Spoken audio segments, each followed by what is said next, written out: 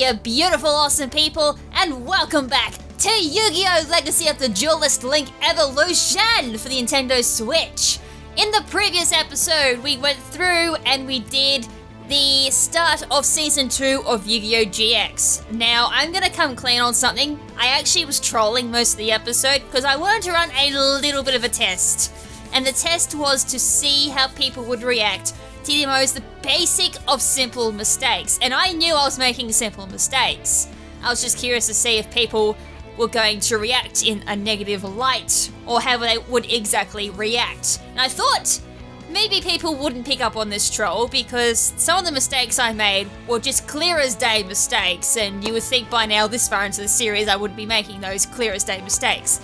The first one, of course, was my Phoenix Defender. Should have put it in defense position. I knew that, and I was trying very damn hard not to even do it myself, because, you know, when you're sitting there going, you know, I'm making a really stupid mistake, it should be in defense position, and if I did put it in defense position, yes, that first duel would have been won quite easily. It could have just easily stalled out as the Phoenix at that point until I drew a decent card to take out his, what was attacking me again? I can't remember what was attacking me, but yeah, if I put that in defense position, it would never have been destroyed, I wouldn't have been taking life points. I think Burning Land actually would have ended up winning me the duel as well. So that was the first one that I thought, you know, maybe that might have been giving the idea I wasn't playing it the best, for a reason of course. The second one was I fused with Miracle Fusion into the worst fusion card when I was using, what was I using? I was using the reverse duel, Jaden versus Asta at that point.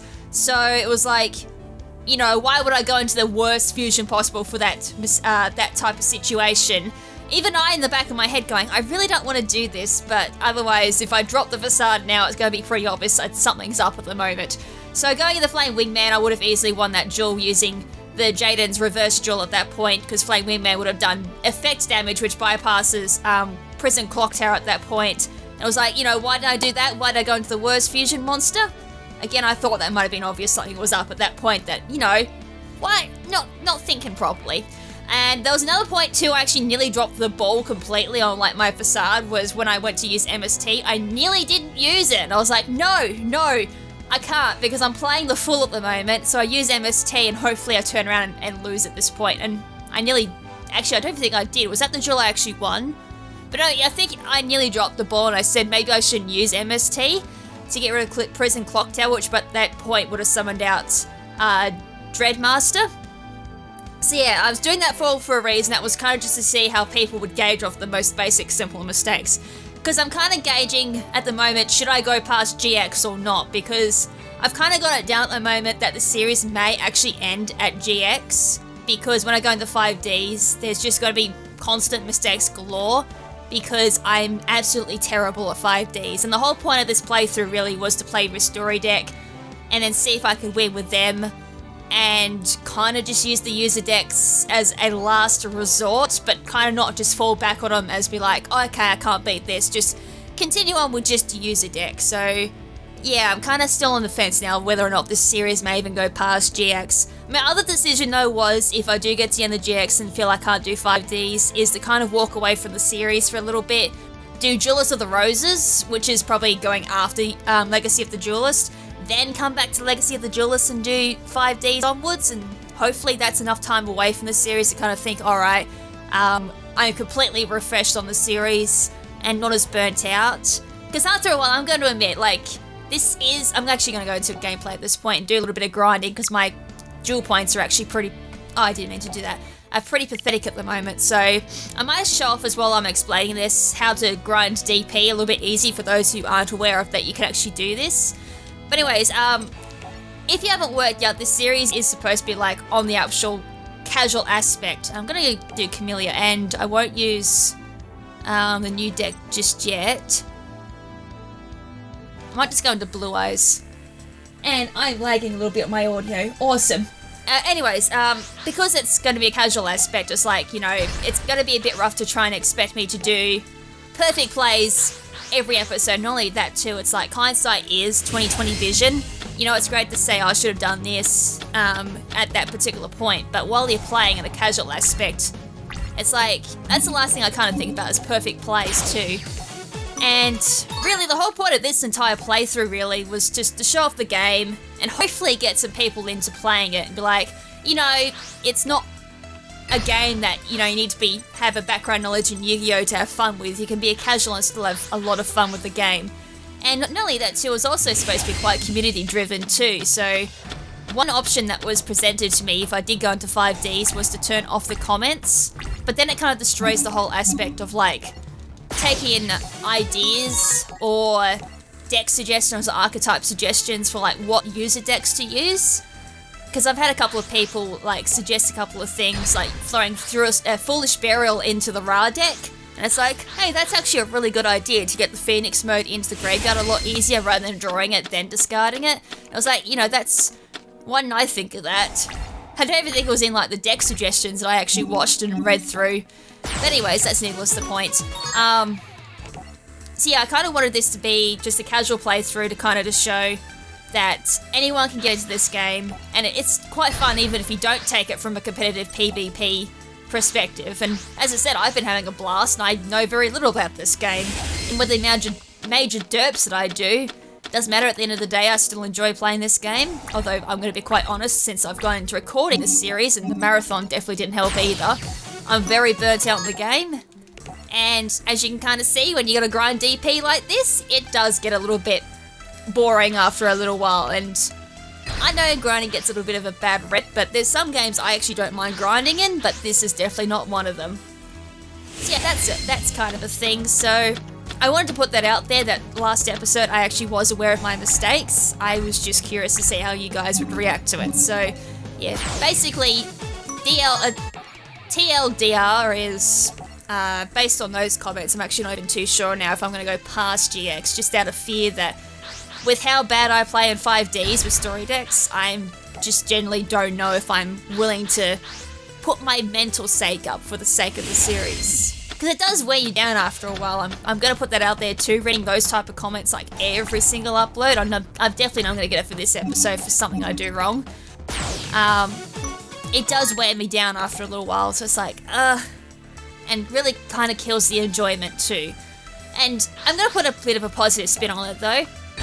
I have actually achieved what I went out for, which was, as I said, to go out and just prove that this is for everyone to play, not just Yu-Gi-Oh! Fanatics. I've had a couple of people DM me and said that the playthrough has brought them back into watching the Yu-Gi-Oh! Anime, and also into the game itself, which is, you know, that means I've done my job successfully. That didn't even make sense. I was like, I've got 1,000 things going in my head at the same time. Alright, so we got that out the way, and hopefully everything's recording fine. I'm actually a little bit worried considering like my audio's delayed by like 2 seconds, which it hasn't been the last couple of days, so that's got me a little bit worried. Alright, anyways, we'll make this the last duel, but that's basically how you grind DP. You go into Duelist Challenge, and you get duel points anywhere between like high 500s to low 900s, like that's not even low, that's mid 900s, 952 just for losing a duel, and you get more duel points just by doing, like, losing a duel. And look, we've already got 6,000 duel points. Alright, so, let's go through and catch up what I've done since then, the last episode. So, we've got Bastion fully done. I didn't end up getting all multiples because I ran out of duel points, and by that point, I just didn't want to play Yu-Gi-Oh! By that point. I was like, alright, I gotta play other games, and it was actually for, like, recording reasons. I had to play Zuda for recording, and as you saw on Monday, that went up. So I had to go do that, and there's a couple of other things I had to do for work, and I've been again sick for the last couple of days, so I haven't really had a chance or the need to really sit down and play Yu-Gi-Oh! And I completely forgot to, I said on the last episode I was gonna put an episode up on Wednesday because the Wednesday series wouldn't be ready, which it definitely would not have been ready, so this is filling in for that. So in this episode, we'll open up some Alexis booster packs, which she's got a lot of cards that I kind of need. Just trap cards and all that, and there's an archetype I've been suggested that we can do for that. And the other thing we did too, I was talking about it quite a bit, was we did a vampire deck. Well, I built a vampire deck. Now, it's kind of a little bit off balance because it doesn't have Uni-Zombie, which I don't get until 5Ds. Which kind of sucks, and this whole deck kind of relies on it too, because it's one part vampire and then one part zombie. So, from what I was reading, because I've never used a vampire deck before, so I had to do quite a bit of research onto it. There's two ways you can play it. You can play it as like a vampire deck or you can play it as like a zombie deck instead, because the vampire archetype itself, most of them are all zombie cards. So you got like Kazuko, Mizuki, which we both saw. Sorry, we would have seen that, but I didn't have it at the time. But Mizuki we saw in the Skull Servant deck, which is another zombie deck. So the Skull Servants could have ran a pretty similar way to this particular deck as well. So Uni-Zombie also gives tuning aspect as well for synchros. So I do have some synchros in this deck, but at the moment I'm not even sure if I can actually use them. Because my only tutors at this point is Glow Up Bloom. And Glow Up Bloom, from what I was reading from one particular aspect, this can work quite well for the zombie aspect, because it allows you to banish this card when it's in the graveyard and add one level 5 or higher zombie monster from your deck to your hand. Or if Zombie World is in a field, you can special summon it from your deck instead. So I didn't end up going around the whole aspect of Zombie World. I ended up doing Vampire Kingdom instead. I mean, I could very well do Zombie World. It was something I was thinking about, but I never actually got around to testing it. And then, actually no, I'm going to do this because, oops, I hit the B button by accident. I'm going to ditch that because I had that in there because Armageddon Knight was originally in this deck and my Digimon's beeping at me again. Hopefully it's fallen asleep. This is why you don't start off a Digimon just before you do some recordings. So I'm going to actually throw in a Zombie World. Normally I would back this up with Terraforming ×2, but then I would have to like redesign the entire deck, and I kind of feel at this point having a deck of 40 might be more beneficial so I can draw things out a little bit quicker. Do I even have Zombie World? That's the question. I should. Yeah, I do. And the other card you can throw in this too is like Zombie Master, which is a card that works around zombies or something like that. It's like zombie support in a little bit. So yeah, I thought this might work decently well. So Glow Up Bloom, Mizuki, and then we had Vampire Duke, Vampire Familiar ×3 as well, Vampire Fraulein, I think that's how you pronounce it, which is a really goddamn good card. My lord, that thing's good. I'll show off why, hopefully, when we actually use this deck. Vampire Grace I threw in because I had to, because Vampire Grace is based on Elizabeth Bathory, which is a Hungarian noblewoman, known for the fact that she... Oh man, how am I going to explain this without YouTube giving me the big fat yellow on this video? Well, let's just say she used to drink blood and hope that it would retain her youth and beauty. Yeah, she was a serial murderer, and for that reason I had to put Vampire Grace in this deck, because I'm pretty damn sure, and I double checked this dude, according to the Yu-Gi-Oh! Wiki, she is based on Elizabeth Bathory, so I threw it in just for that.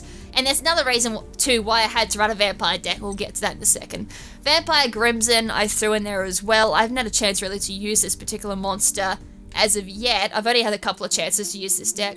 Vampire Red Baron, which I'm pretty sure is based on Vlad the Impaler, I think. I could be wrong. So that's another card thrown in there. Vampire Retainer, which is very similar to that of Vampire Familiar. You can pay 500 life points and then add one vampire monster from your deck, or in Retainer's case, one vampire spell or trap card from your deck.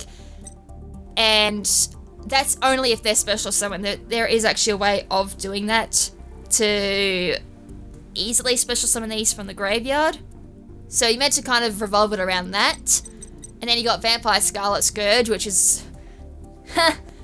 Tell you what, vampires, so far for me, I'm going to say from personal experience, from just using this deck to try and get a grip for it, Vampire Scourge kind of goes from like, you destroy a monster and then Vampire Scourge's effect is it'll take that monster from the opponent's... My Digimon's evolving. We're going from like one topic to another. Are you asleep at the moment, Digimon? I'm just going to take a look at my Digimon for a second. It's asleep and it's done a poop. Alright, good night. Gonna set you... Yep, okay, my Digimon's asleep, I get peace and quiet now. Anyways, so when you destroy a monster with Vampire Scarlet Scourge, it then grabs that monster from the opponent's graveyard, then special summons to your graveyard, and then you got cards like Vampire Duke, where if this is special summoned, you can declare one card type, monster, spell, or trap, and then that opponent has to discard that one particular card of the declared type. And it's like, this deck is so all over the place, from like discarding to stealing, it's just, no wonder it took me a little while to kind of just get this whole deck through my head. And then I've got Vampire Vamp. I heard this was a really good card and to run at least one of them because it kind of uses other cards as equip cards. It's either when it's special summoned. When this card is normal summoned to your field, you can target one face-up monster your opponent controls whose attack is higher than this card, equip it to this card gains attack equal to the combined attack of the monsters equipped to it by its effect. And this card is sent to the graveyard while equipped with the card by this effect, special summon this card. So yeah, it's also then got known for another steal effect and then using it as an equip card, so it's quite scary, plus the base 2000 attack on it too. And that's when you summon it too, not for special summon, it's just for normal summon. So if you tribute summon that, boom, it's already got that equipped. So, e.g., the opponent could summon out a 5-headed dragon, 5,000 attack. They can even summon a blue eyes white dragon, 3,000 attacks. And then you can not tribute summon this onto the field, and as soon as that happens, you can target that monster, say Blue Eyes White Dragon, and equip it to Vampire Vamp, and then all of a sudden that thing has 5,000 whopping attack. Yeah, that's a little bit scary, and plus if the opponent manages to it's card sent to the graveyard, it can be by card effect or whatnot, you can then special summon this card back to the field if it had that Blue Eyes White Dragon still attached to it, so that's really nasty. Anyways, Book of Life there as well allows me to target one zombie monster in my graveyard and one monster on your opponent's graveyard. Special summon the first target, also banish the second target. Foolish Burial to kind of help get zombies into the graveyard so then you can use their effect in the graveyard to then do some shenanigans from that. Monster Reborn, Soul Charge. Vampire Kingdom, which you saw when we used Camellia's deck. Vampire Desire, which is extremely interesting, great for Exceed summoning, and it's also good for just bringing cards onto the field, I do believe, or sending them to the graveyard. So it's like a Foolish Burial plus a level changer, which is quite scary. As I said, great for Exceed summoning. Vampire's Domain it's nuts. This also gives you like an additional normal summon or set when you normal summon a vampire card. And not only that too, when you inflict battle damage, you gain that said damage as life points back. So it's like, if you deal, for example, 500 life point damage to the opponent, you gain 500 life points back. So it's kind of like, you know, a metaphoric for sucking blood. Something like that, it's nuts. So yeah. Zombie World, all monsters on the field and the graveyard become zombie monsters. Neither way contribute summon monsters except zombie monsters, which is great for shutting down a lot of decks, especially in story mode. Vampire Awakening is special summon one vampire monster from your deck but destroy it during the end phase of this turn. Kind of great for activating certain effects too of certain monsters or just a quick Xyz summoning. And Vampire Domination, when a spell, trap, or monster effect is activated while you control a vampire monster, negate the activation. If you do, destroy that card. And then if it was a monster card, gain life points equal to the original attack. You can only activate one Vampire Domination per turn for good reason. And of course the extra deck, we've got Black Rose Dragon, Black Rose Moonlight Dragon, Psy-Frame Omega, which these cards will be really easy to summon out if I had Uni Zombie, but as I said, can't do it until 5Ds. And then KrimZen Knight Vampire Bram, which is kind of the whole inspiration to why I wanted to try vampires in the first place. KrimZen Knight Vampire Bram, obviously based on Bram Stoker, aka the author of Dracula. So I was like, yes, I need to do it. Just very similar to that of Why Burning Abyss was also my favourite archetype, because that was based on Dante's Inferno, written by Dante Alighieri from Divine Comedy. So another one of those literature references. It's not only literature references as well, because the whole archetype itself is also an ode or a bit of a throwback to Konami's other famous game, Castlevania, hence why the deck's name is Castle Vampire. It's kind of a play on Castlevania, but I was like, hey, this kind of works, and it's also a throwback to the fact that vampires, most of these cards are actually based on a lot of the enemies or things seen in Castlevania. Now, I'm not exactly a Castlevania connoisseur. I've had Castlevania 64 and the original Castlevania kick my ass straight into the ground because they're so goddamn hard, or I just suck, one of the two. I'm leaning towards the latter, I just suck. But even the name Camellia, who was the duelist who used the vampire cards, apparently she's a reference to Castlevania as well, and I didn't even know that. there is a character, sorry, I was meant to say, whatever her name is, there's a character in Castlevania called Camellia, I think that's her name, and that's a reference as well to Castlevania. Then you have Dampier Vampire Sheridan. Apparently he's a good card too. If you use one of your Exceed materials, you can then... hold on, I don't have my glasses on, it's really hard to read this card effect. Then target one of your opponent's controls, send it to the graveyard once per turn. If a monster card is sent from the field to the your opponent's graveyard by a card effect, or a monster is destroyed by a battle and sent to your opponent's graveyard, you can detach one material from this card, special summon one of those monsters to your field in defense position, very similar to that of KrimZen Scourge. What's his face? KrimZen Scarlet Scourge. And of course, number 61, Volcasasaurus. Just 2 level 5 monsters, and there's quite a lot of them in this particular deck, so I thought they'd work in pretty well. Alright, so side deck, I thought I'd just mention these. Armageddon Knight, which is why I had Reinforcement of the Army in this deck. Blackluster Soldier, Envoy at the beginning. If you do manage to get one of these into the graveyard, this in the graveyard, or even this in the graveyard, it'd be quite easy to banish them to get this out into the field. Pyramid Turtle, which is more of a support for zombies to get them on... hold on. Special Summon, yep, from the deck. Shadow Vampire... I think this is more of a reference as well to Bram Stoker as well. I also feel like it's a bit of a reference to Castlevania as well. But anyways, that's not the point why it's in my side deck. And it's just, I think just in general, another good card for the Vampire deck. Lure of Darkness, good draw power for this particular deck as most cards are dark types. Another Vampire Desire, which I kind of threw out. Solomon's Judgment, very similar to that of Vampire Domination. Is it Vampire Domination? Yes. Very similar to that, but with that life point payment that this has, plus Vampire Domination is a little bit better because you actually get that life points back if it's a monster card. And another Vampire Awakening, so I kind of knocked it down to 2 instead. Anyways, whoops, that's the deck that we'll be playing with, and do I have any Duelist challenges to use? That's the question. I should. Oh yeah, I do, Asta Phoenix. Alright, let's try out the Vampire deck up against... good old Asta himself. I can't believe it's been 20 minutes. I haven't actually done anything. That's amazing.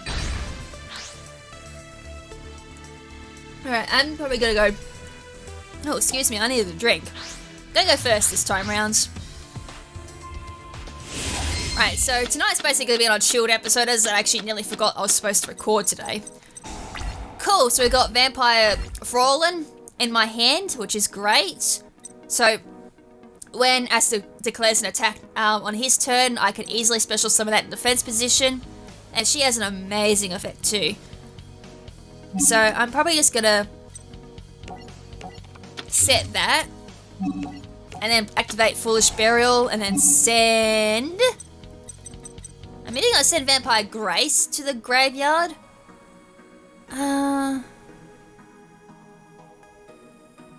Yep, because then I can play 2,000 life points. Because then she'll be special summoned, and Vampire Grace's effect will kick in, and she'll special summon herself to the field as well, at the cost of 2,000 life points. A little bit scary, but it's going to be worth it. Pot of Duality, okay, Elemental Hero Prisma, Fearmonger. So yeah, this is like an advanced Destiny Hero deck. Kind of like the cards you see later on in the anime, so Destiny Hero Dogma. One of Plasma's in here, considering that's a very special card to Asta. I can't actually say anything because that's plot relevant. Destiny and Dragoon.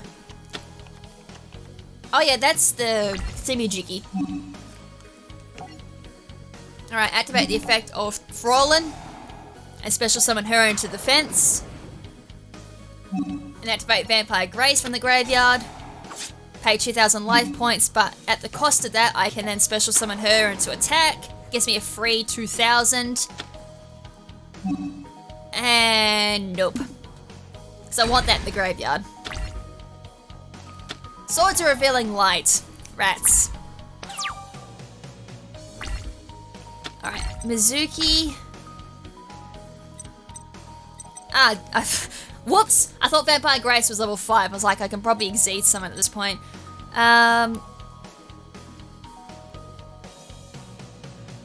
Once per turn, you can declare one card type. Yep, I will. And I'm going to send a monster card to the graveyard.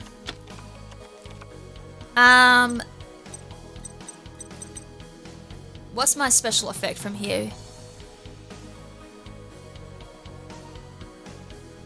You can send one vampire card from your field and or face up. And that'll give me a trap, and then that removes at the end of the turn. So if I was to do Mizuki... Oh, it's vampire. Whoops, I was meant to do that. My bad. Oh well. I'll do it next turn then.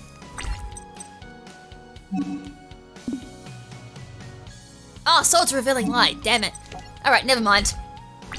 I was going to go into Plasma, then I was like, oh, might want to put my glasses on, because I generally just can't see at the moment. My old grandma eyes are starting to kick in. King of the Swamp for polymerization. There's bound to be a fusion going on. Wasn't even with Plasma, that's interesting. Oh, we've got a big boy coming out. Plasma and Dogma. Oh dear.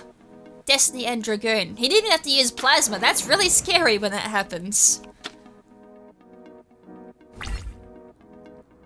Going for Mizuki. Should I let that go through? Yes, I will. So both of them get destroyed. This I will activate though. And then at the cost of that, pay 1100 and then destroy that. So yeah, that's why Fallen is like really scary, because you can sacrifice life points to power up your other cards. So if that happens, all you can do is that. And yeah, all of a sudden that just goes boom. And then I can go normal summon that. And activate from the graveyard. Retainer. Oh, I can do it from my graveyard too. I didn't actually even know that. Put Retainer there. And then special summon that. And activate the effect. Pay 500 life points and we'll get Vampire Domain into my hand. And then play that. And then I can also activate that effect. Pay 500 life points more. Allows me to do an additional summon. And then I can get rid of Retainer.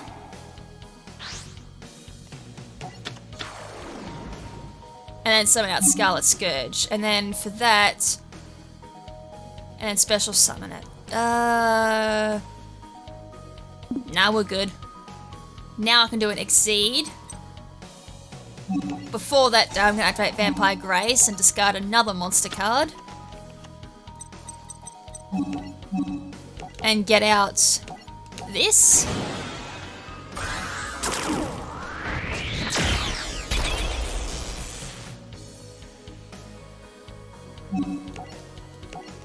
Now this is like apparently one of the best XE cards for the Vampire deck, because mainly because you can like steal cards with it. Send it to the graveyard. Which I might do actually. And then send Vampire Grace to the graveyard. Oh no, I could have done that! Oh! It was only once per turn, I think I can use that too, because I could have sent that to the graveyard. I didn't even think. I think I just read that and just assumed, oh, I can just do it on monster cards. It doesn't even state that, it just says card. Whoops, that was a misread. My dyslexic ass misread that. Never mind, I could have then got rid of the Swords of Revealing Light and then just destroyed it with that. Yeah, never mind. Oh.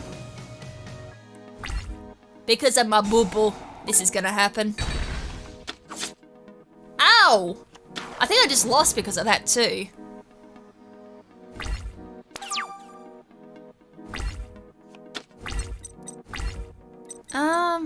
Oh no, all I can do is this. If I use Mizuki's effect and banish it, I can then bring back this, put it in my monster zone, and that requires 2. Set that,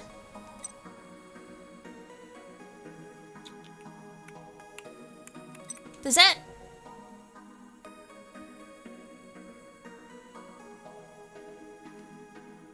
I think I might still end up losing. I think I'm still gonna end up losing. Oh, because I didn't get rid of Swords Revealing Light, and I think that might have been a boo-boo on my part. Yep, I lost. Alright, that's cool. We'll just do that again. It's amazing what one little mistake does sometimes. It just causes a huge ripple effect there. Right. Hopefully that's a good show-off for like what that vampire deck does. It's a little bit confusing to use at first. As I said, it was a little bit overwhelming for myself when I first started using it. It was like, ooh, this is a bit overwhelming. Do I don't have Fallen. Ah, rats. Zombie, I send that to the graveyard.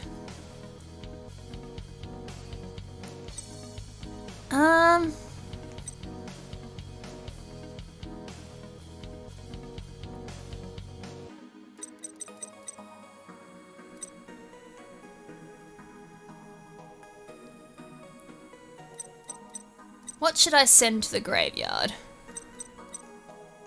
I could send Mizuki to the graveyard. And then set that in defense.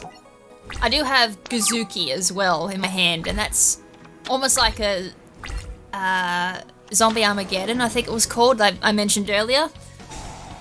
Where if you summon it, you can then remove a card from your deck and then place it in the graveyard instead. Right, Vampire Retainer's going rip, that's fine.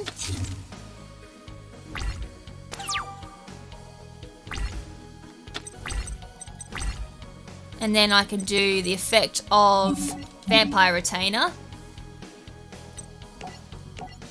Activate that. And then I could send...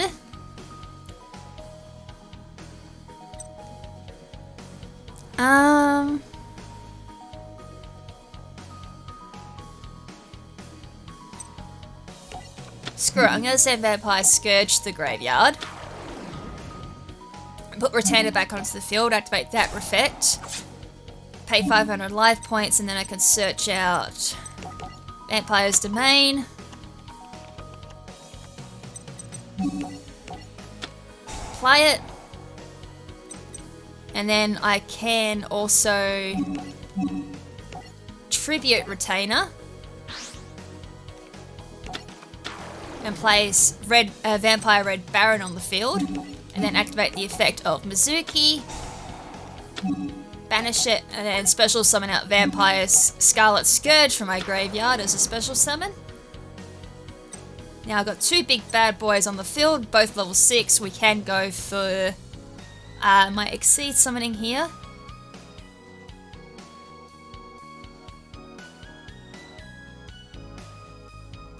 Huh, this also has the same effect as Vampire Scarlet Scourge, I didn't even realise that. Cool, so it's like the first time I'm actually officially using this card, so that was very surprising to read that. So I'm going to use Vampire Scarlet Scourge, Crash into Plasma, Vampire Domain kicks in, I get that 500 life points, and then I should get 2400 life points back if this goes through, which it does. Vampire Domain kicks in, 2400 back to me. Nice! There we go, main phase 2. Activate the effect of Scarlet Scourge, get Plasma, place that bad boy on my side of the field. I was actually tempted, should I go for an Exceed summoning or not? Probably not. I like the fact that I've got 2 monsters. I got 3 monsters on the field at the moment. So I might stick around a little bit. I don't really need my Exceed summon at the moment. Destiny Hero Doomlord, so he can activate his effect, target 1 monster. See, that would have been the downside if I did use an Exceed, because I would have lost my Exceed monster just then. So that was good. Now I might go into Guzuki. And then its card.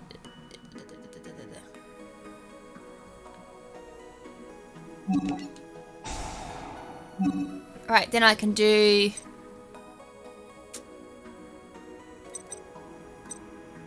I could send Familiar, or I could do Retainer. And then...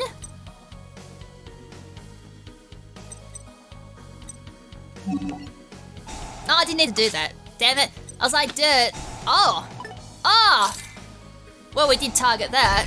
That's a bit annoying. Well, that didn't go through.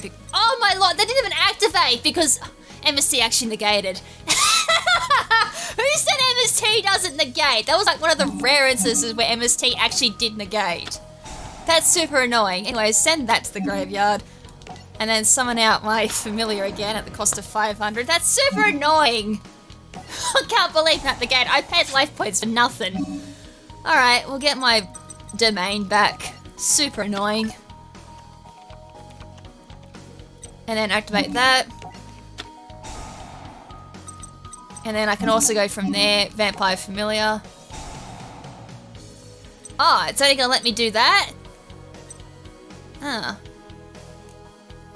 I didn't think this through, did I? I don't like how you can't cancel it either. Okay.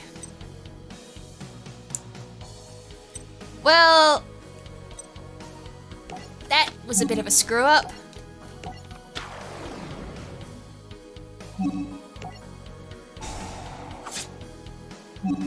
And then we'll get a summon out.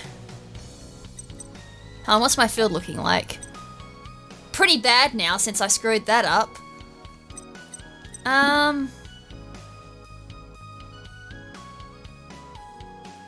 Right, we'll just summon Vampire... sorry, we'll get Vampire Duke. I should have done Frolin then, if I knew that was where it was going.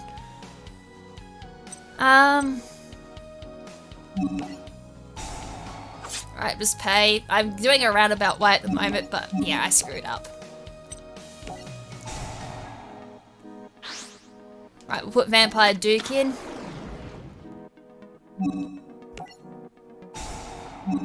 And we'll get Scourge back. Defense. And after all that, yeah, we'll summon out my Vampire Sheridan at this point. And Sheridan's effect too makes it that all monsters become like level 5 zombies, which is why Prisma suddenly became like eligible for an Exceed. So that's cool. Alright, so after all that, we managed to finally get back a decent board. Right, get some life points back. So that was a very roundabout way type of turn, but in the end we still kind of got what I needed, and that should be a victory actually.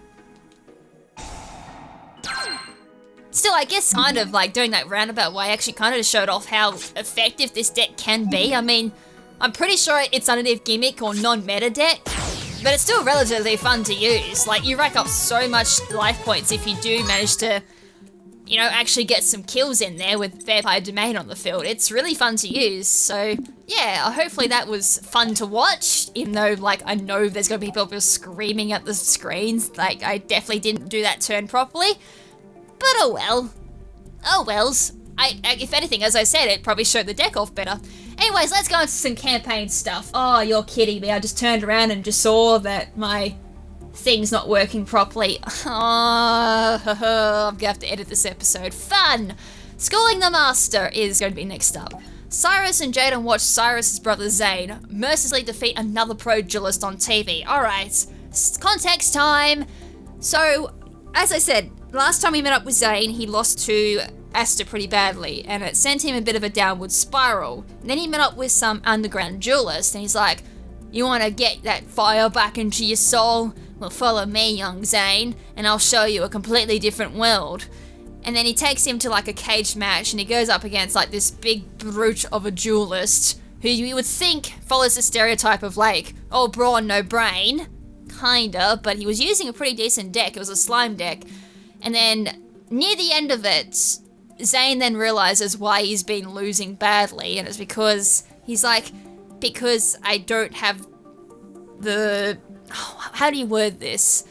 He doesn't have the fire in his soul to like just mercilessly defeat his opponent. He's been taking them too easy. He's been putting more heart into the duel than he has rage. So then he unleashes all his rage, summons out Cyber Tech Dragon, and it can attack like 5 times or something like that with a whopping amazing attack, and it just completely annihilates this poor duelist who was just there for his cage match. And then from there, he's just been like applying that same tactic to all of his duels in the Pro League, and now has just been winning all the time, but seeing a lot of his opponents to the hospital in the same process. It's, you know, as I said, I kind of wish they went into more detail on that side of the story, but no, we don't do that here apparently. Sigh, my brother just hasn't been himself, and I can't stand to see him like this. He does seem to be angrier these days, but I think the whole bad guy thing is just an act. Ever since Zane changed his image, he's gotten way more popular. I guess, but it's still hard to watch. After his duel, Zane received a letter that read, Truesdale, meet me at the top of the world. Zane climbed a tall mountain into a secluded dojo where a familiar face waited for him. Hello, Master. I should have known I'd find you here. I hope you didn't call me here to lecture me because I don't have time for nonsense. You know why I called you here, Truesdale. Are you sure you want to go through with this? Of course. Now get your game on. You kids are still using that phrase, right? You know all too well. My Cyber End Dragon. I'm well aware of your dragon's power, Truesdale. I'm the one who gave it to you, remember? Well, allow me to remind you about the way it was used. You are the only one... Sorry, I'm just having dyslexic moments at the moment. You are the one and only heir to an ancient birthright called the Cyber Legacy. I was proud of the duelist you became, and I never regretted handing you that card. That is, until now. That is sounding like a lecture, and I told you I don't have the time. I'm here for one reason and one reason only. To get what's coming to me, the rest of the Cyber Legacy. Yes, there was once existed a group of cards that came to be known as the Deck of the Underworld, but it's been locked away, and with good reason. It contains a dangerous force. Spare me the stories. I want those cards. Never. You have no choice. Once I defeat you, they're mine. Right. So yeah, this is more of a kind of a backstory and then kind of like a shift in the tides as well for Zane Truesdale. It's an interesting one nevertheless. I do quite like this episode in the anime. But as I said, it's kind of a shame they shafted the rest of the story. Now, apparently I was playing Cybers wrong the last time. It's no surprise because a couple of the Cyber cards that I've seen are new to me, so it's no surprise I screwed that up. Alright, so I got the fusion. Chancellor Shepard also uses kind of like a Cyber deck. I think it's like Cyber Ogre. Here's his monster, Ace Monster card. I'm pretty sure it's Cyber End Dragon, which it is, so 3 Cyber Dragons needed to perform that off. I think we might start off with Dre or Dre. It's German, I think. Someone was telling me that it was German. I just gotta activate for the sake of activating it. As is, I think it's mostly for Exceed summoning that particular effect where you can change its level to level 5.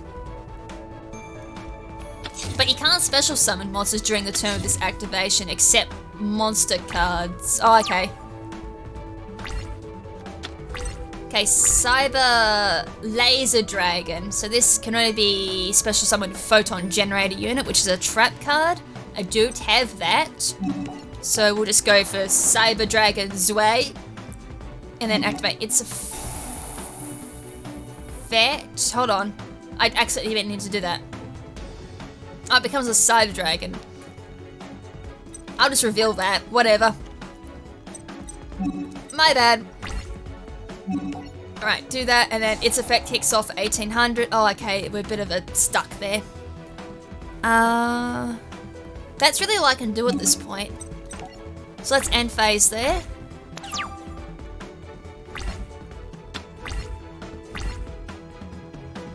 Right, there's a tribute into Cyber Ogre, 1900. Right, going into my Dre. It's still a Cyber Dragon, so I can activate this now. Pot of Greed again. Didn't I activate one of those earlier? Since when does an anime deck have more than one Pot of Greed? Now, I was meant to activate this, like, use that. Oh, I got another Pot of Greed. Are you serious?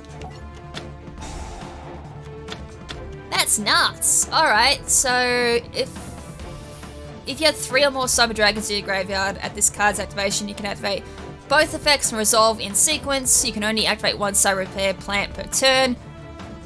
So if I was to activate this, and then shuffle into your deck, and so if I was to grab Cyber Dragon,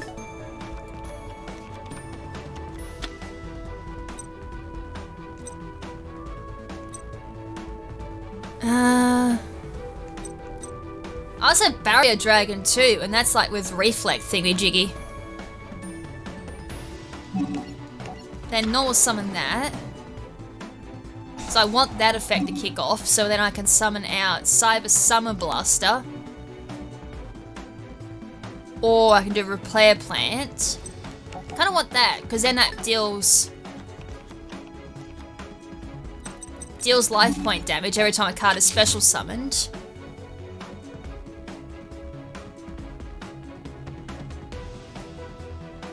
And then from there, I could put that face down. I don't want an MST being hit, that's all. I think that's all I can really do. I might just have the game discard a card for me at that point. So if I send Drage the graveyard, that should give me like 3 Cyber Dragons in the graveyard. And then activate this.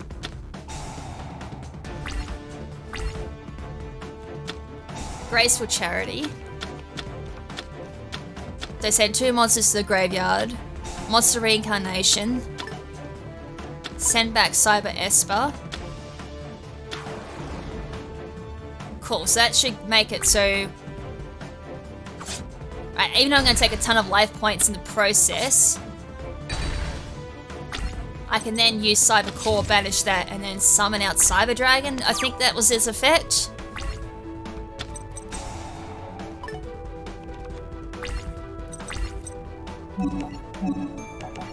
So banish that. And then go Cyber Dragon. And because that was special summoned, my trap card activates, 300 life point damage. And then I can also go Cyber Repair Unit. And then go choice 3. And then from my graveyard, I can go Duel. And I can even go another Cyber Dragon.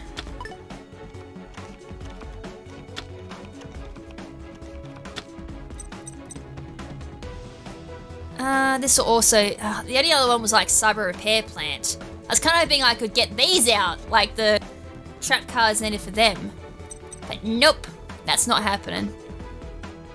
1100. The only one that would suit me well at the moment would be to put this in defense.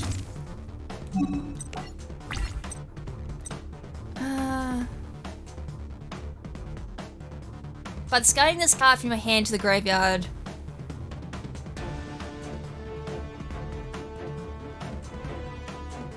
so if there's no Cyber Ogre in his hand, he can't negate the battle.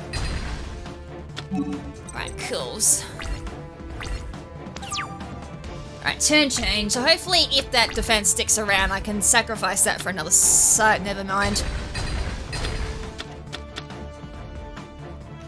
There is another oh, okay, he's not going to summon. That's annoying, because I wanted you to summon so I can activate Corp. Then again, I do have Cyber Dragons in my hand. It's all good. And I do have... Ah, no, that like stomped me so hard there, because now none of my effects activate. Ah, well, call the Haunted it is then, I guess. That's really annoying. Him not summoning like counted me hard. Cause like, oh, I can just use Core at the...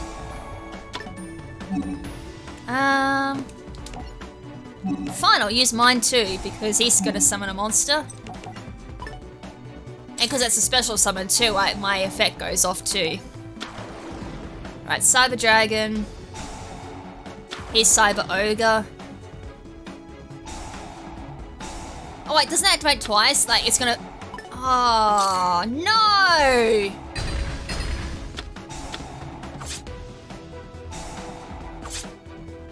Oh wow, he got hit twice!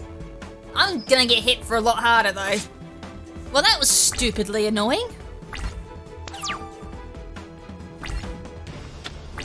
I got another Call of the Haunted. Alright, so if we go activate this, banish you. Oh wait, what?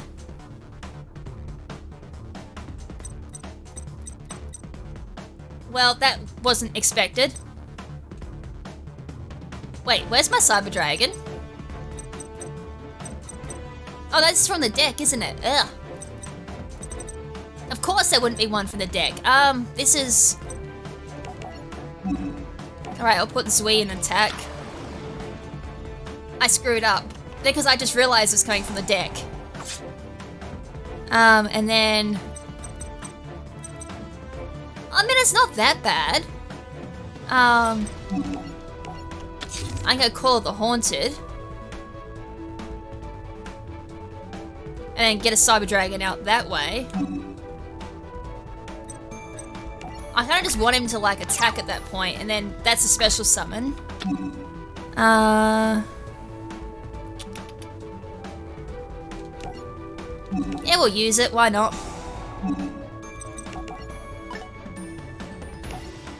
Right, summon that. That's also something I tend to forget too, is like counting how many cards I would have left in my deck. And yeah, because I forgot that I had 2 Cyber Dragons in my hand and then forgot that core went from the deck, not the hand. It's like, oops.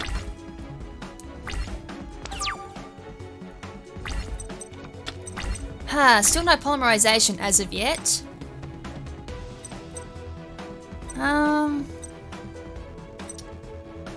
This is just plain annoying at this point. Alright, I'll set you.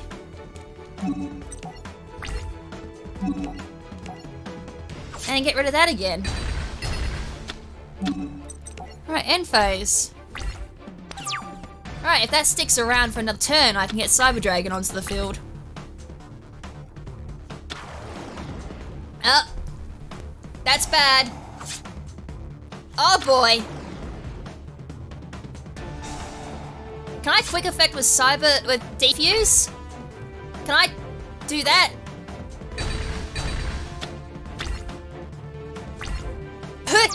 Wow! I'm gobsmacked! I am literally gobsmacked! He actually used Cyber Steed's effect!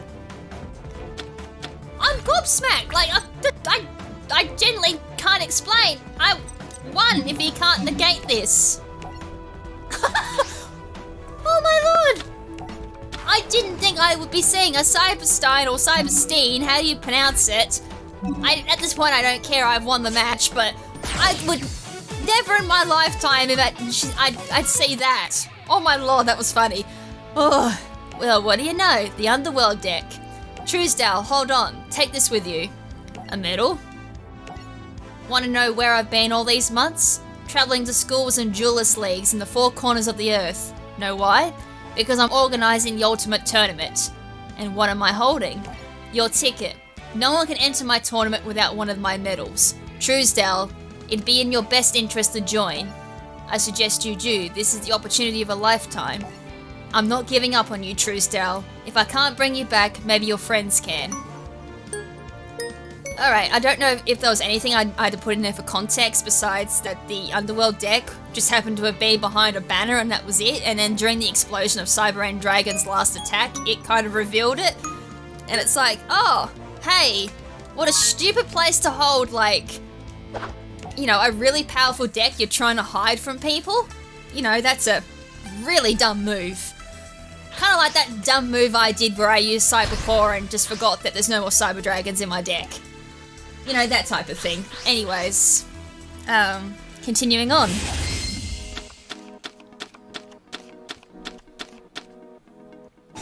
Alright, so I got Cyberstein. I mean, I could pay a whopping, 5,000 life points just to summon out my fusion monster. Just to be defused in the end. It's just Cyber Ogre 2 for 20... Should I just do that? Just summon out... Oh. If I get a polymerization, I could easily probably summon out my Cyber Ogre, because it's what? It's Cyber Ogre and Cyber Ogre? Shouldn't be that hard getting a Cyber Ogre out.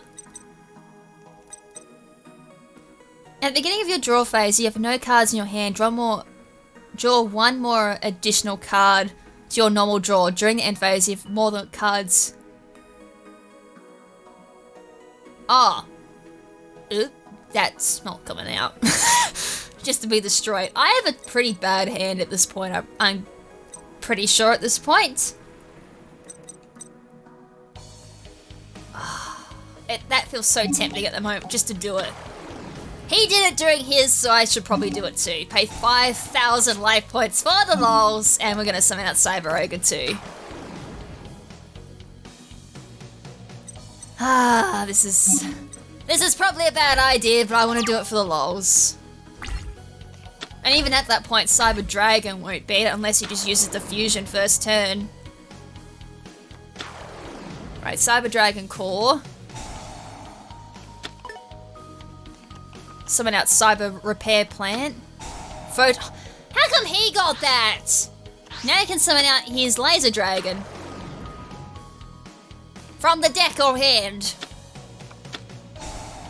Okay, we're gonna do like a bit more of a complex opening, are we? I mean, mine was just pay 5,000 life points and summon out like a whopping massive card and just have it be destroyed on turn 1. Are you serious? What was that?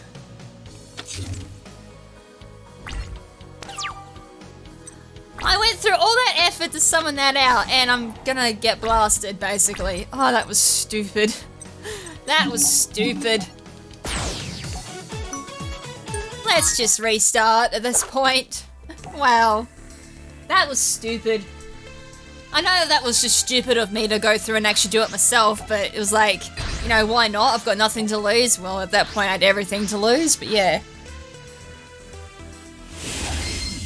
I probably should have gone second, but it's alright. Okay, this is a better hand. This is a hand I can get behind. Pot of Greed, still don't know what this card does. Trojan Blast. Activate when opponent's card shifts control. Is there something that actually... I even got Cyber Stain to begin with again. That's hilarious. Activate only when opponent's card effect shifts control of a monster from your side of the field to theirs. So, does that mean that he's got something that can do that?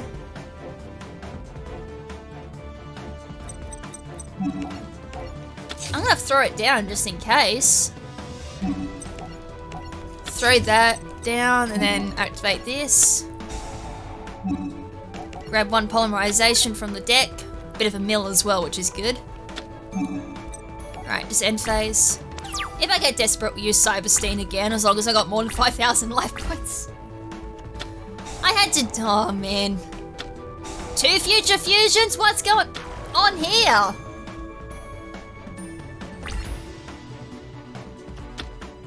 Unfortunately, though, 1,800 straight off the bat, that's quite nasty. Excuse me, fourth back row down. Right, fusion recovery. So target one from the graveyard. That's a no-go at the moment.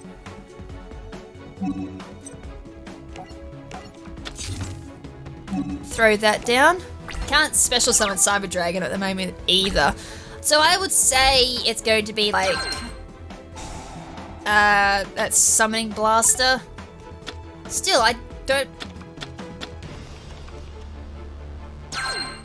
So that means he has to like...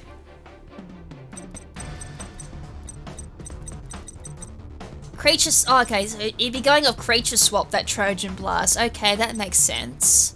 2 of them. Yeah, there's Reflect Unit. Diffusion. 3 Creature Swaps. Okay, so there's a decent chance that'll go off, but I don't have Trojan Blast anymore, I don't think. Oh, I do. I'm thinking... Don't worry, I'm getting the jewels mixed up. So with 2 future fusions, does that mean like one's not going to activate? Because he wouldn't have the cards required?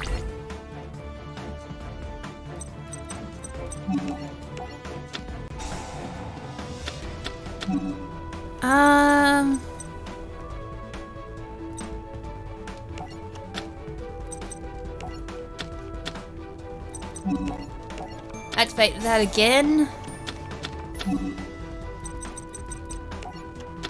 I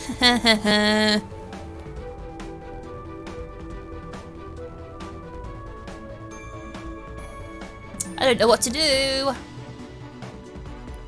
I need the fusion, I need dark hole. This is actually a really hard decision on what to do. You know what? Screw it, that can go to the graveyard. And we'll leave it at that.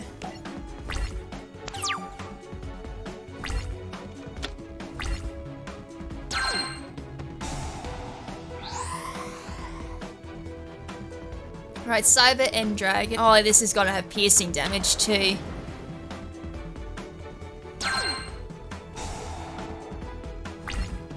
I was gonna say, something wouldn't activate there because you can only Oh no! You're kidding!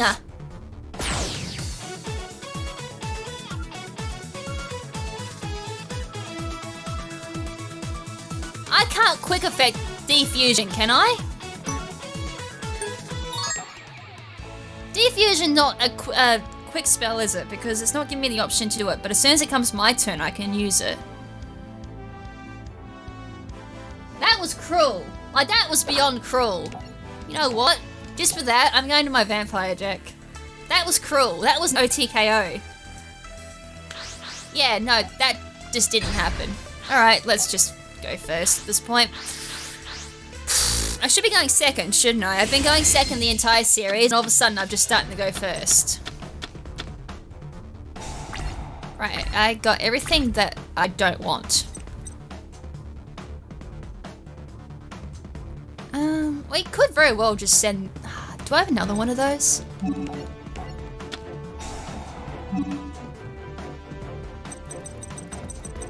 It's not a... Oh no, I can. You can banish this from your graveyard. Activate the effect, banish it, and then get Frulin. And from there, we just throw this into defense position because I have nothing else to do.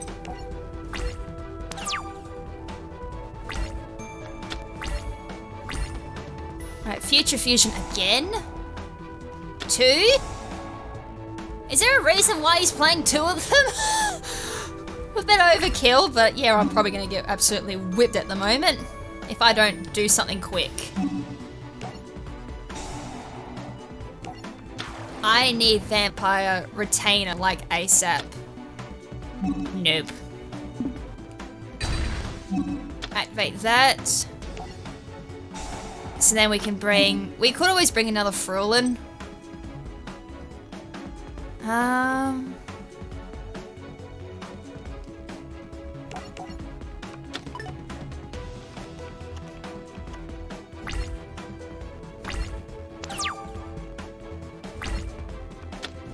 Right, Vampire Grace. She's not in the graveyard though.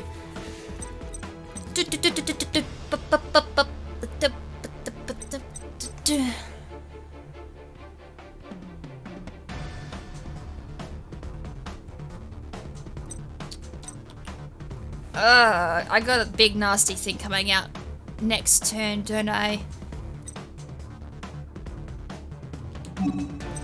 I'm just gonna go end phase, because another Frolin comes to my hand at that point.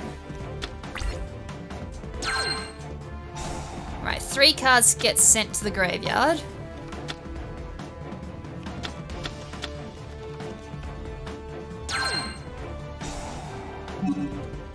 I already know what's in the deck, so we'll close that.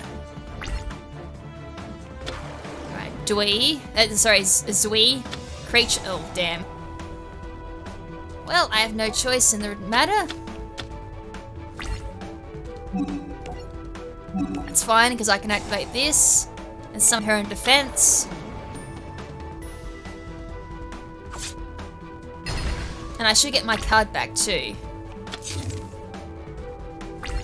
I don't, it's a permanent it's a permanent swap. Oh, that's super annoying.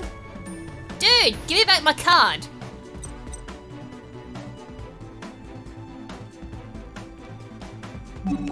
Ah, this is annoying. I just want that Zui gone at this point.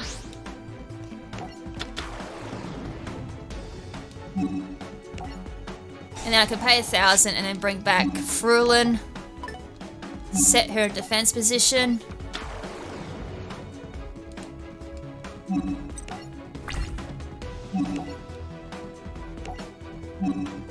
Nope.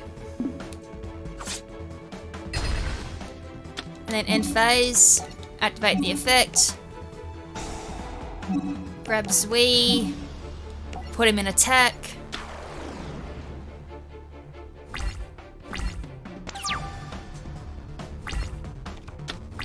Alright, so Cyber End Dragon comes. This is gonna have 4,000. If there's a limit to removal, I lose. Again. Unfortunately though, I'm not sure if I got any type of removal in this deck. Another Zui.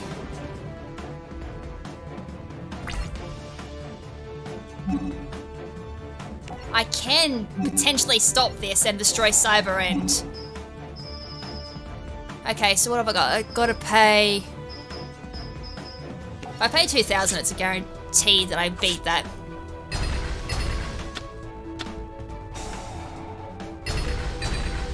Right, they both go rip and then activate the effect. And I get a Cyber Dragon on my end of the field. That's how you win.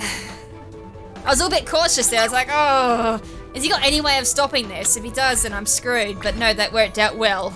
I was a little bit worried, but we're good. Now all that's going to stop me is a Mirror Force, which I don't think he has. He's going to pay 2,000 just to stop that attack.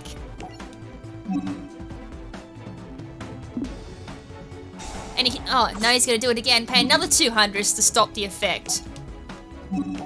Well, I can use my effect and just pay 500 because I can. And destroy it, and that's gonna go back to my graveyard. Why? I don't know. Yes.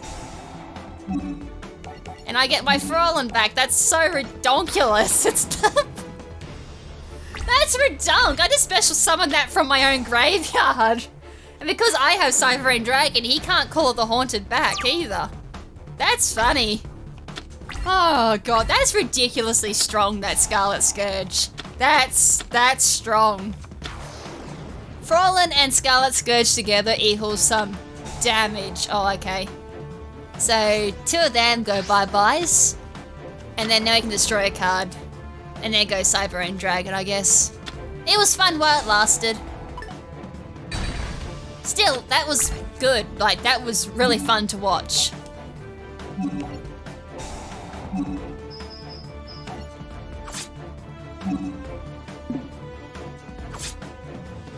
And get rid of that. If I only have Vampire Domain down though, I've lost a lot of life points just defending my ass. Alright, Vampire Awakening. Dude, boom, boom.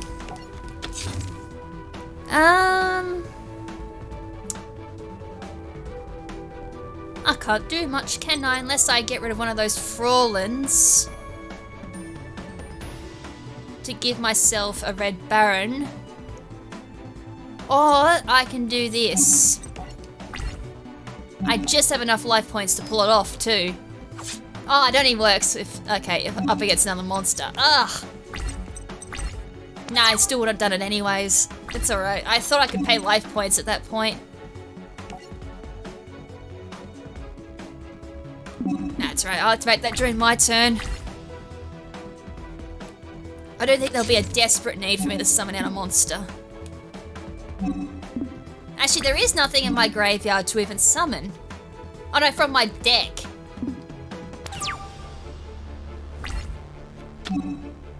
Activate the effect, yes. And then we'll go for my biggest whopping attack, which is going to probably be Scourge, which it is. Scourge for 2200. Bring it out.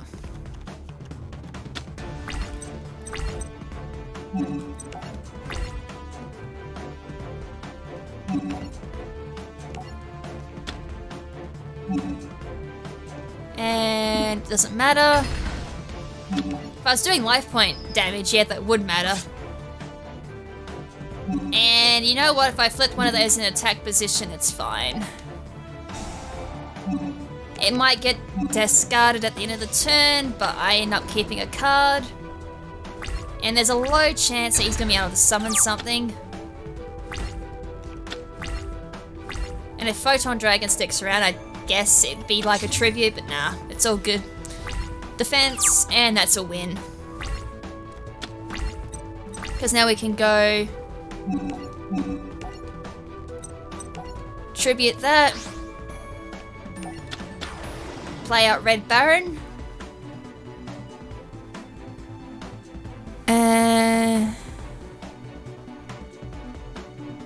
No, that only swaps, which I don't want. Destroy that. And then go Red Baron, and that's the win. Boom. Alright, we kind of did need that because I kind of felt at that point we were going to be stuck for a little bit.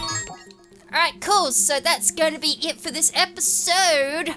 Hope you guys enjoyed it. As I said, a little bit more relaxed this episode because I completely forgot we're actually doing an episode today. So I kind of had nothing prepared. So I kind of had to just go with the flow on that one. But next episode is Blinded by the Light with Jaden versus Chaz. We also now have another Duelist challenge, which is going to be up against Chancellor Shepherd, but we might hold off on a little bit for now. So I guess we're going to do some card openings, because I completely forgot we had to do that. So let's do some card openings. As I said, I'm not looking forward to editing this episode afterwards. So, hold on, I can't pronounce things at the moment. Draco, Necro, Nether Soul Dragon. Close enough, I guess. Revoke Fusion. I'm gonna read that afterwards. Archfiend oh, is this Archfiends as well? If it is, that's interesting. I might be able to build an Archfiend. Ah, Gigatech Wolf, cool. Call the Archfiend, okay. Dong Zanglud, where's that name sound familiar? But I'm seeing Archfiend cards, so we could potentially build an Archfiend deck at the end of this too. Necros, I know definitely that was the other card, archetype we could build. Which, as I said, was mostly ritual cards that I was suggested to use, so I'm going to give them a look at the end of doing all the card openings, and then work it out from there if I can do that particular deck or not. Ah, is this the Scorpion archetype? Interesting if it is. Skull Archfiend of Lightning, that's a cool card to see. Super Alloy Beast Raptinius. Using Gemini monsters. Yep, Dark Scorpions, cools. And of course you got your Cyber Angel archetype as well. Metal Dragon. Secrets of the Gallant. Supply. Cannon Soldier, oh my god. Mist Archfiend, Monster Eye, oh my god. Monster Eye, I have some stories about you. Really? Pay 1,000 life points for 1 polymerization from your graveyard to your hand? I wish it had that effect in Dark Duel Stories. The first time I ever saw Monster Eye was Dark Duel Stories, which was a Game Boy Color game for Yu-Gi-Oh! Man, if I was good enough, I would go through as a playthrough for that. I had the game, I have everything to record Game Boy Color and everything. But I suck at it. It wasn't exactly a hard game. Sorry, it wasn't exactly an easy game. It was, yeah, I was meant to say easy, but it came out hard because it's hard. I think I got stuck on like one of the big bad boys because I didn't have enough. What was the rec? you had like a certain amount of points you could allocate to a deck, and the only way to increase it was to keep winning duels. So it was a bit of a grind fest, except you couldn't lose like you could in Duelist, Legacy of the Duelist to get stuff. You actually had to win to get the points, and winning a campaign duel gave you like 5 extra points towards your deck, and winning a multiplayer or something like that gave you like 20 or 50, I can't remember. Okay, I wouldn't know because I've never had a chance to do multiplayer. But I guess I could get another copy of the game and do multiplayer. Might be the easiest way to actually do it if I was to do a let's play, just do like a couple of multiplayer duels with it. Alright, we'll keep going, try and get 200 out of 5,000 duel points. It'd be a bit hard, but it'd be cool if I could. So yeah, that would technically be another, potential playthrough for Yu-Gi-Oh! I guess, would be Dark Duel Stories, but as I said, I'm not really that good at it. The only thing I really do quite remember from that game, besides being quite hard, was you could type in a code and get Grandpa to give you extra cards every time that the duel ended, which was really cool, so that was like the easiest way to get blue eyes. And the other thing about it too was you could put in the codes that you saw at the bottom of the actual real-life Yu-Gi-Oh! Cards. So you can get like Blue Eyes really easy, you can get Summon Skull really easy, Dark Magician really easy, but the only downside to that is you really couldn't use them unless you had like the allocated points for that deck. So Blue Eyes was something like 300 points, I think, or something like that, but then you would find you couldn't build a deck of 40 out of it, or a decent deck of 40, because yeah, all your points are allocated just to one card. As I said, it was an interesting game, but oh lord was it hard. It was hard for someone who doesn't know Yu-Gi-Oh! All that well. I mean, I guess the same with Forbidden Memories, that's a hard game. My lord, Forbidden Memories, that's hard. I've never beaten that game legitimately. I've always had to cheat. And there's even a mod these days to make it so you have like more rewards at the end of the game, and my god, that's still hard even with that on. Instant Fusion! Banned! What if it's banned in this game? I know in actual Yu-Gi-Oh! That's banned. But anyways, that's going to be it, because that's our last... Oh, we actually even got 200 out of 300. Nice! I even got my target. Nice. Alright, so yeah, that's going to be it for today's episode. Hope you guys enjoyed it. And I'm going to apologise now for the dodgy sound, because I'm looking at my recording system and the same error is happening again. So I don't know what's happening. If my PC's just chucking or wobbly at the moment, or what's going on, but the sound's going to be off again. I thought I fixed it. Turns out I didn't, so... yeah, fun. Alright, anyways, until Saturday, which is the next upload, this is Lady KrimZen reminding you all to stay beautiful, and ciao for now, but not forever. Ciao!